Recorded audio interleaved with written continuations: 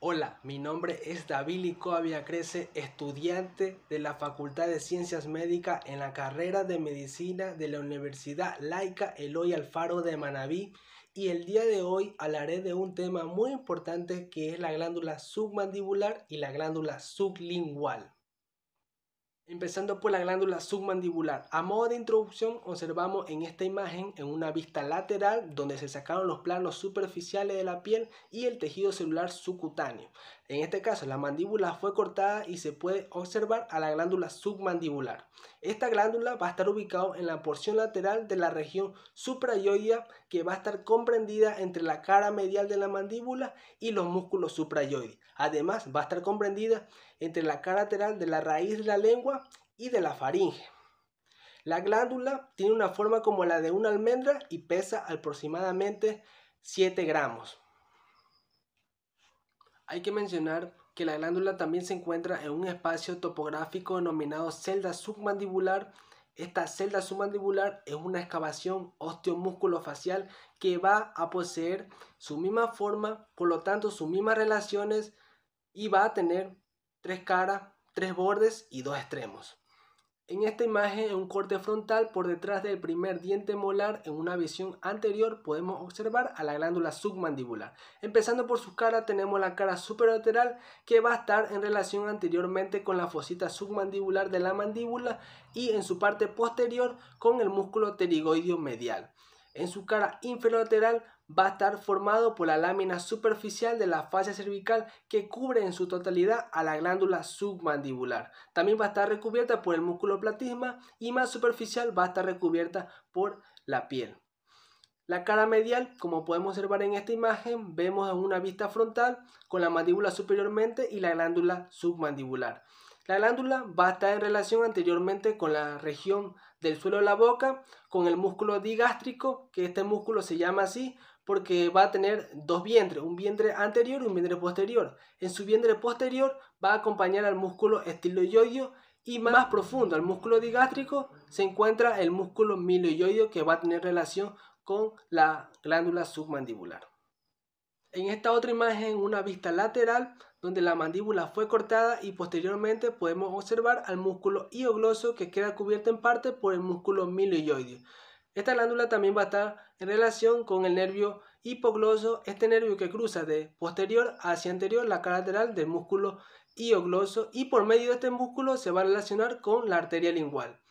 En su borde lateral va a rodear el borde inferior de la mandíbula. En su borde superior se va a relacionar anteriormente con el músculo miloioideo, y en la glándula va a pasar el nervio lingual. Además, el nodo linfático va a estar superiormente.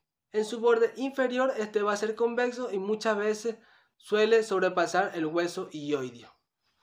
En esta imagen, en un corte coronal de la glándula submandibular, tenemos su extremo anterior, que va a estar ubicado un poco posterior al vientre anterior del músculo digástrico. Luego sigue la línea de unión de la lámina superficial de la fascia cervical con la fascia de revestimiento del músculo miloioideo. En su extremo posterior se va a relacionar con el tabique intermandibular, con la vena facial que cruza su cara lateral. También se va a relacionar con los nodos linfáticos submandibulares que se hayan dispuesto en el borde inferior de la mandíbula, y también se va a relacionar con la arteria facial, donde hace justamente su primera curva sobre la glándula. En cuanto a la prolongación anterior de la glándula submandibular, en la cual de la cara medial de la glándula se va a desprender, posterior al músculo miloioideo, una prolongación glandular que se introduce superior a este músculo y se abraza a la cara medial de la glándula sublingual. Entonces podemos decir que la glándula submandibular se divide anteriormente en dos prolongaciones, una medial y otra lateral, siendo la lateral más gruesa y se considera el cuerpo en sí de la glándula, mientras que la medial se queda como una prolongación. En cuanto al conducto submandibular o conducto de Wharton, este va a ser la vía a través de la cual la glándula secreta su producto hacia la región sublingual. Este conducto mide de 4 a 5 centímetros y este emerge de la cara medial de la glándula y luego se dirige de anterior y medialmente. Primero va a acompañar a la prolongación anterior de la glándula, después avanza medial al músculo miloioideo y a la glándula sublingual hasta el extremo inferior del frenillo de la lengua. Luego va a pasar anterior hasta abrirse un poco en la cavidad bucal por medio del orificio umbilical a la altura del frenillo de la lengua. Y el nervio lingual va a rodear a este conducto de lateral a medial de posterior a anterior. En cuanto a los vasos y nervios, tenemos que las arterias de la glándula submandibular provienen de la arteria facial y de la arteria submentoniana. Las venas de la glándula drenan en la vena facial. Los vasos linfáticos de la glándula submandibular drenan en los nodos linfáticos submandibular y en los nodos linfáticos superior del grupo cervical.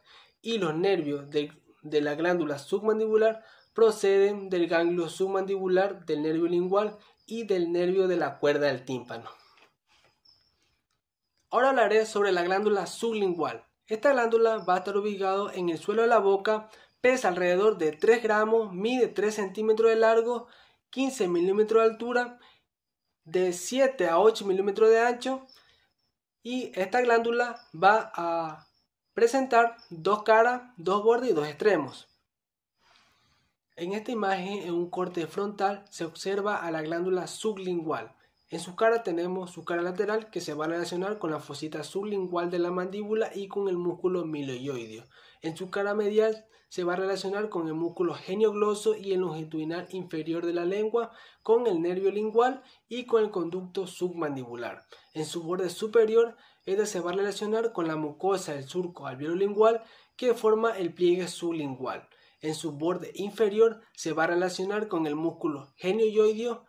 En su extremo anterior, este se va a relacionar posteriormente a la sínfisis mandibular y con la glándula del lado opuesto. En su extremo posterior, este se relaciona con la glándula submandibular por medio de su prolongación anterior. En cuanto a los conductos excretores de la glándula sublingual, estos van a ser diferentes a los conductos de la glándula anteriormente mencionada, ya que estos van a ser mucho más. Debido a esto, van a contener de 15 a 30 conductos excretores. Uno de ellos va a ser más voluminoso, que se denomina conducto sublingual mayor, y este va a drenar en la cavidad bucal cerca del frenillo de la lengua, mientras que los otros conductos, llamados conductos menores, terminan lateral al conducto sublingual mayor a lo largo del pliegue sublingual, formado por la glándula del mismo nombre. En cuanto a los vasos y nervios, tenemos que las arterias de la glándula sublingual van a proceder de la arteria sublingual. Las venas de la glándula sublingual drenan de las venas linguales profundas y de la vena satélite del nervio hipogloso. Los vasos linfáticos de la glándula sublingual drenan en los nódulos linfáticos submandibulares y en los nódulos linfáticos superiores del grupo cervical. Y los nervios de dicha glándula proceden del ganglio sublingual y del nervio cuerda del tímpano por medio del nervio sublingual. En cuanto a la inervación funcional de la glándula submandibular y la glándula sublingual, estas glándulas, como ya expliqué anteriormente, reciben su inervación secretora del nervio lingual. Este nervio transporta los impulsos nerviosos provenientes del núcleo salivatorio superior. Estas fibras siguen la vía del nervio facial, luego pasan por la cuerda del tímpano que se unen al nervio lingual, y este nervio va a dar sus fibras nerviosas a los ganglios submandibulares y al ganglio sublingual para dar la inervación secretora a estas dos glándulas. Muchas gracias.